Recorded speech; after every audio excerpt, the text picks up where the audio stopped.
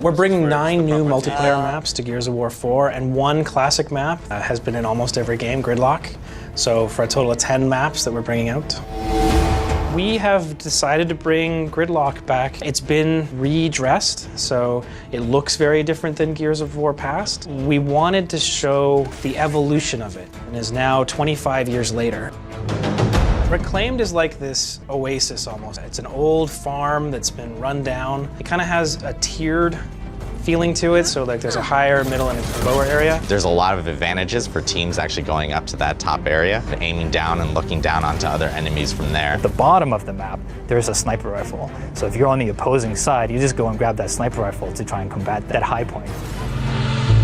Impact is just a stunning map.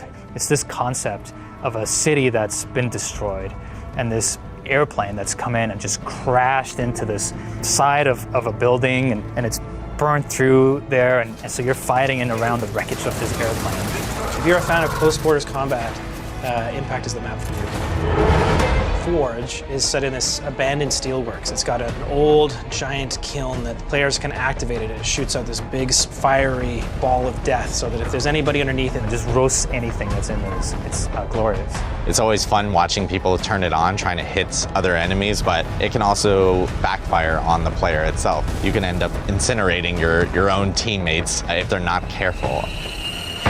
Lift is really unique, actually. So you're on this lift, obviously, and it's going down this huge tunnel. It's almost like you're taking a lift down to hell. And the cool thing about it is that it actually changes gameplay. Once the lift actually hits the ground level, power weapons actually become exposed, and a whole new area of the map actually appears for players.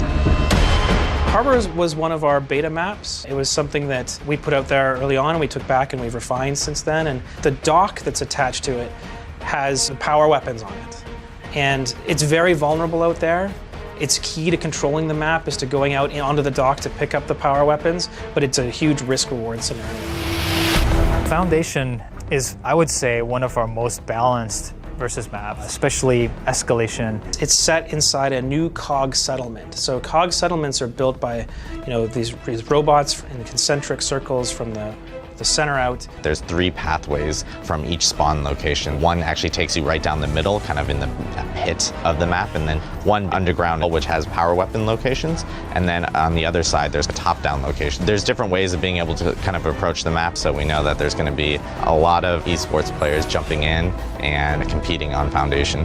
Relic is set in an old tomb. It's something that's very grand. It's got big ceilings, but it also has a very open sightlines down the length of the map, so you know instantly what your opponent is going to be doing. You can get into the fight really easily, but we actually found it is also one of the better Horde maps. So there are some really strong defense locations in that map. It's one of our favorites for playing Horde. Fallout is set in this old UIR abandoned nuclear missile silo. It's underground, it's set deep in a cavern. You can barely see the moon through the crack in the roof. And this is exploring a time period in Gears that we haven't seen so much, which is the pendulum wars between the COG and the UIR. It has very different graphical styling. It's dark in there, and it has cut down the middle, so you end up fighting over these sides of the map a lot. Try and grab power weapons, get over to the other side, flush the enemy from there. So it has a real sort of this side against the other side feeling to it. Dam is a dam.